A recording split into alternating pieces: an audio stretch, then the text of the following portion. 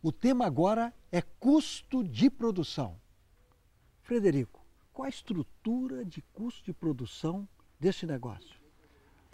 A estrutura de custo de produção desse negócio consiste em 3 grandes grupos.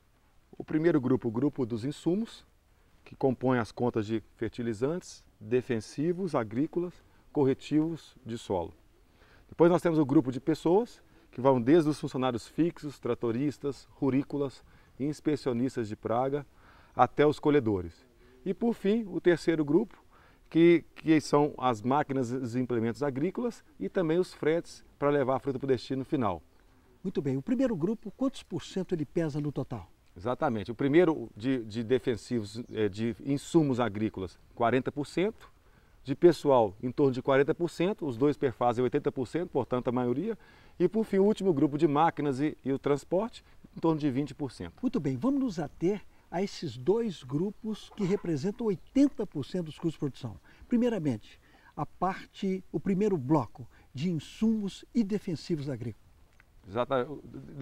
O grupo de insumos, nós temos aí a grande importância dele desde o planejamento da sua aquisição, haja vista que alguns produtos são sazonais, ou seja, tem alteração de preço durante o ano. Comprar bem. Comprar bem, esse é fundamental. Comprar certo no momento certo. Exatamente.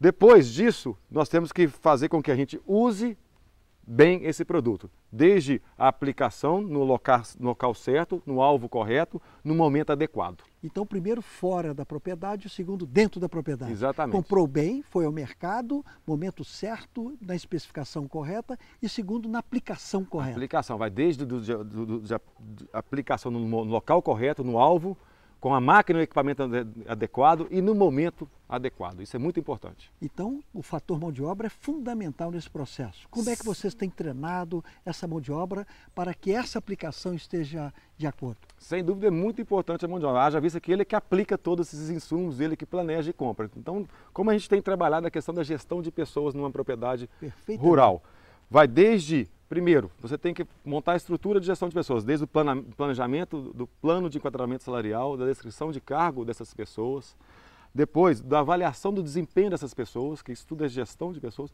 Feito toda essa parte, é muito importante a questão das reuniões, da interação com a equipe, a formação da equipe, para trazer o comprometimento da equipe para o negócio, a capacitação e treinamento, ter um calendário de capacitação e treinamento para todos os funcionários. Isso é fundamental para o sucesso na gestão de pessoas também. E por fim, tudo isso feito e maduro, talvez seria interessante trazermos um plano de participação no resultado. Haja vista, a parte dessa equipe, ela acaba que compõe o sucesso do negócio, da atividade citrícola.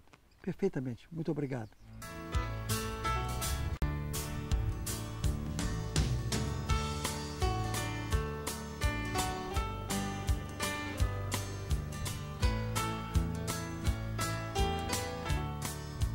Amigo do campo, após as nossas entrevistas com o Frederico, ficou evidente a importância do adensamento.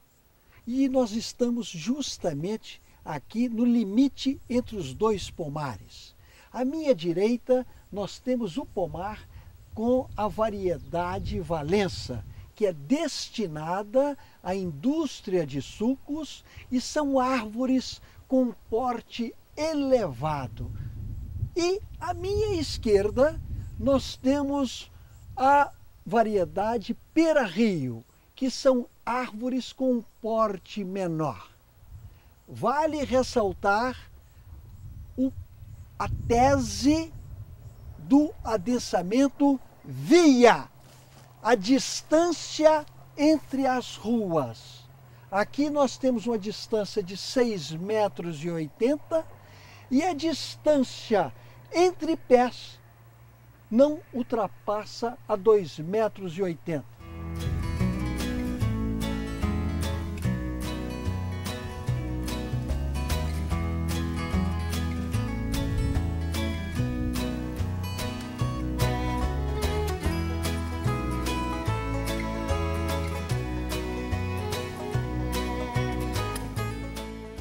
Amigo do campo, o que nós vamos tratar agora é o tema recursos humanos aqui no sítio Santa Lúcia. Nesse instante, acabou a reunião administrativa mensal entre o proprietário e o corpo de funcionários dessa propriedade. Nesse momento, eu participei do fechamento dos dados, de todos os dados estatísticos e os resultados, e também foi discutido a participação nesses resultados com os funcionários. Fernando, primeiro, nessa propriedade, que nós temos em torno de 22 mil pés, e que oferiram uma produtividade de em torno de 1.000, mais precisamente, como eu pude ver, 1.800 caixas por hectare. Isso. Qual é a estrutura de pessoal fixa e variável dessa propriedade? Olha, Mário, hoje nós temos aqui hoje no quadro de funcionários fixo 3 funcionários. Um administrador, sim, responsável por todas as atividades, tanto dentro da porteira e algumas atividades que extrapola a porteira, que dá um apoio à produção. Um tratorista, que faz todas as atividades com o trator, tal como pulverizações, aplicações dos insumos, fertilizantes, corretivos, dos tratos culturais, roçadeiras, carpa química, que são a aplicação de herbicidas, e um inspetor de praga. Este faz a inspeção de praga, de todas as pragas em geral, 2 vezes por mês em todo o pomar, além de que faz a inspeção específica para o psilídeo, que é o vetor que transmite a doença greening, semanalmente. Além disso, essa seria a estrutura fixa nossa. Além disso, nós temos uma estrutura composta de 4 pessoas que fazem inspeções das plantas, para verificar se tem ou não greening, mensalmente. Aqui essa estrutura de pessoas é variável. A pessoa que vem de fora, prestadora de serviço, que faz isso para a gente aqui na região. Então nós faz temos aqui no sítio. O quadro de pessoal fixo são 3 pessoas, o gerente, o tratorista e o inspetor. E mensalmente você contrata 4 pessoas para fazer essa inspeção das doenças, né? E essa inspeção, naturalmente, é acompanhada com detalhes pelo seu inspetor. Exatamente. E pelo gerente da propriedade. Agora, fala um pouco mais dessa praga, porque, pelo que eu estou vendo, está havendo um aumento substancial nos custos, justamente para que se adotem medidas preventivas contra as mesmas. O que é esse greening? Exatamente. Na verdade, o greening é uma doença de origem asiática, com já bastante tempo na Ásia e na África do Sul, chegando aqui nas Américas há pouco tempo, mas fazendo bastante estrago pela eficácia do vetor, principalmente. Consegue transmitir a doença de maneira muito eficaz, de tal ponto que você hoje consiste para combater, a estratégia para combater essa doença nas inspeções de praga, para quando encontrar o inóculo, erradicar a planta imediatamente, ou seja, em 24 horas seria o ideal de erradicar essa planta, e no combate desses vetores, que no caso o psilídeo, com pulverizações sistematicamente.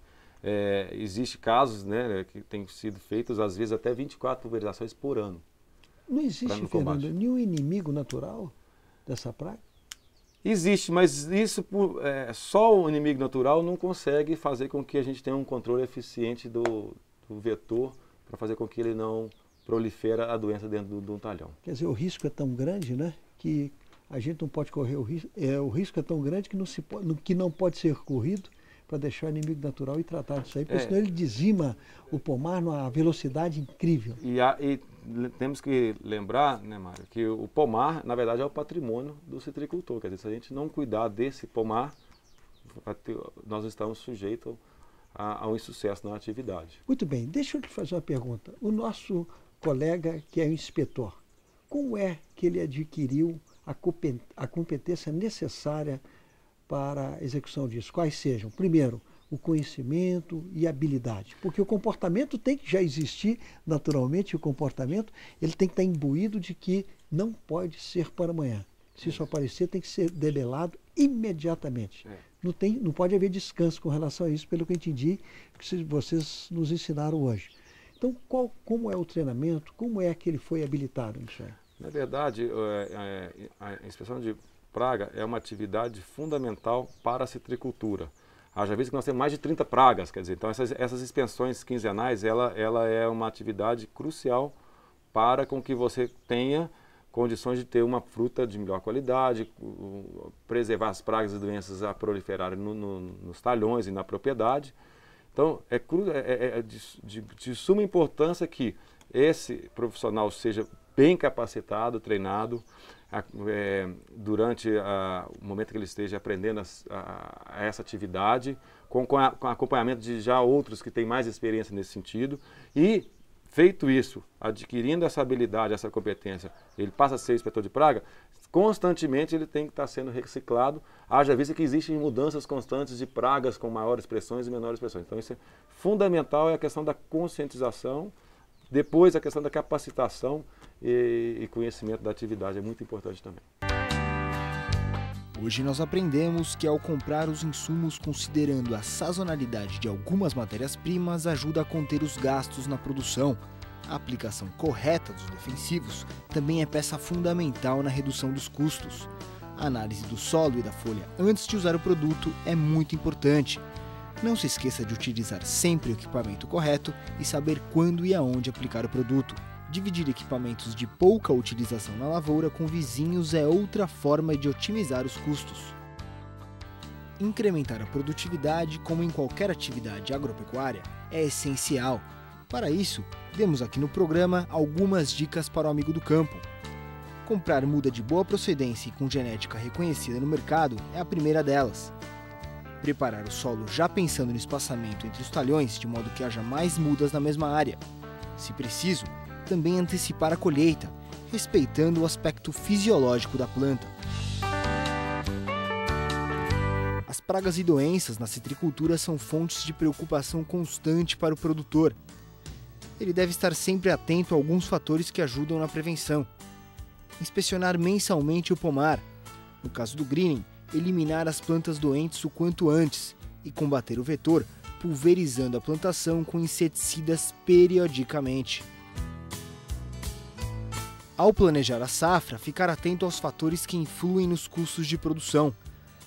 Proporcionalmente, eles são divididos em gastos com defensivos, corretivos e fertilizantes, pessoal e despesas administrativas, máquinas e equipamentos e transporte da fruta.